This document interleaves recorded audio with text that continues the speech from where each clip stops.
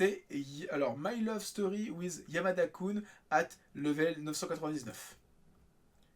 Ou en japonais, c'est Yamada-kun to level 99 no Koi wo Suru. C'est un manga écrit et dessiné par Mashiro. C'est sorti chez Mana Books dans leur collection XOXO. Donc croix rond, donc bisous câlin.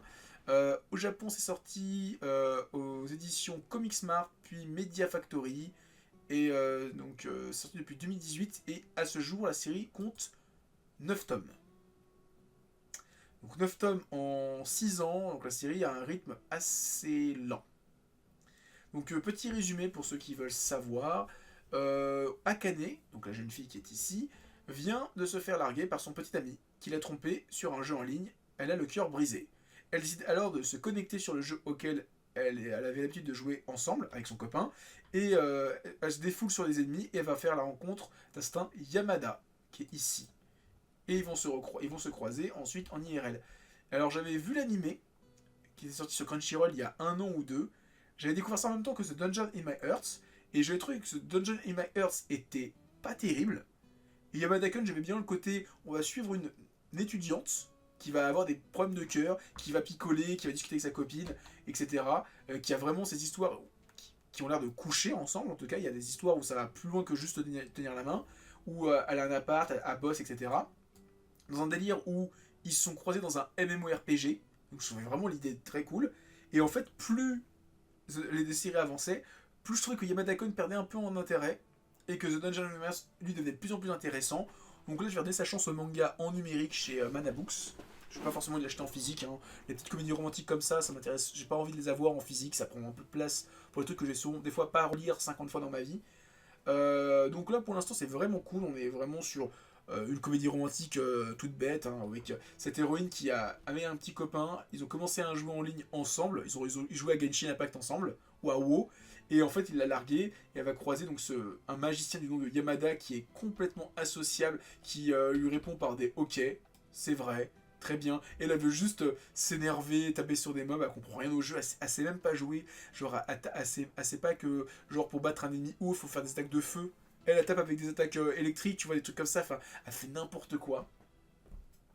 Et donc, lors d'une IRL, elle va rencontrer le véritable Yamada. Donc, ce joueur complètement amorphe, c'est ce méga beau gosse. Et par un concours de circonstances, elle va faire croire que c'est son petit copain. Sauf que, en fait, de faire croire à être son petit copain, ça va devenir, bah, merde, je suis en fait un petit peu amoureuse de lui. Et est-ce que c'est vraiment de l'amour? C'est pas juste un petit flirt, etc. Et donc l'histoire d'amour va avancer. Vous allez voir, les personnages vont vraiment évoluer. L'animé était vraiment cool. Je pense que, bah, au vu de là où s'est arrêté le manga par rapport à l'animé, je vous dis, en 2 tomes, on est déjà au épisode 6 ou 7 sur 12. Je pense que dans 3-4 tomes, on est arrivé sur des trucs que je ne connais pas du manga, enfin de l'animé, et à voir comment ça va évoluer. En tout cas, c'était vraiment sympathique, surtout qu'on va découvrir que lui, c'est un peu un hikikomori qui sort pas beaucoup de chez lui, qu'il a du mal à parler avec les gens, on va découvrir pourquoi. Et quand je vous disais que ça finit en coucherie, genre, on finit vraiment la moitié du top 1. En fait, ils vont picoler, elle va picoler avec lui le soir, et elle se réveille, elle est dans un lit, dans la chambre d'un inconnu qui est en train de jouer à WoW en fait. C'est vraiment n'importe quoi. Hein.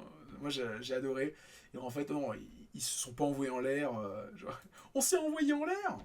Non, et, pareil, il va y avoir plein de trucs. On va aborder aussi pas mal de thèmes par rapport aux jeux vidéo. Par exemple, on nous parlait de Catfish. À un moment donné, l'héroïne, elle va faire un rendez-vous avec quelqu'un dans un jeu vidéo. Et on lui dit, oui, mais tu vas voir, je suis comme ci, je suis comme ça, je suis comme ci. Et en fait, c'est un vieux salaryman dégueulasse de 45 ans.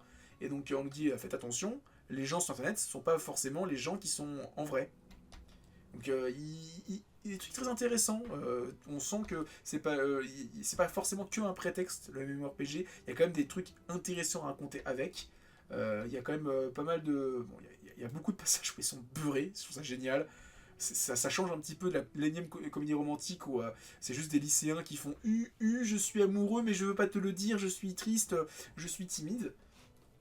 Donc là, elle picole, elle se rencontre, voilà. Il va y avoir différents personnages qui vont apparaître. Et donc, comme je disais, il va y avoir un délire sur les.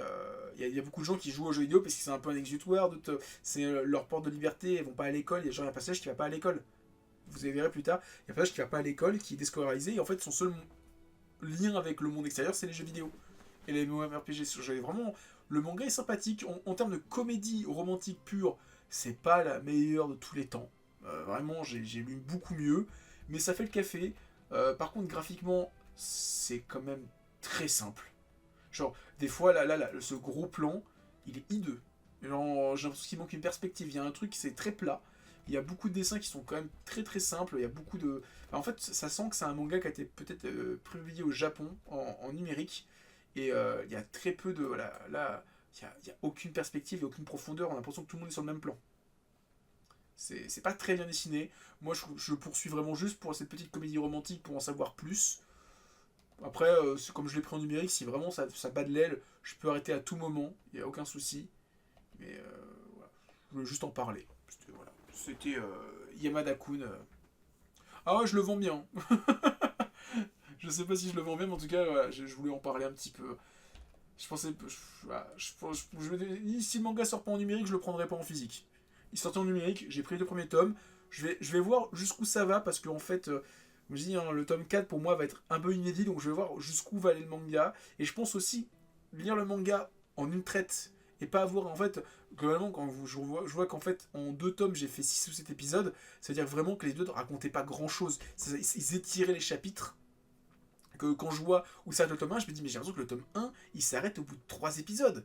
Mais en fait, je l'ai lu en 20 minutes le tome, mais en fait, c'était la durée que j'ai mis pour voir un épisode. Donc, ce qui fait que ça. Ouais, j'ai l'impression que des fois, l'anime était un petit peu lent pour pas grand chose, était un petit peu long pour pas grand chose. Là où le manga, ça passe un tout petit peu mieux.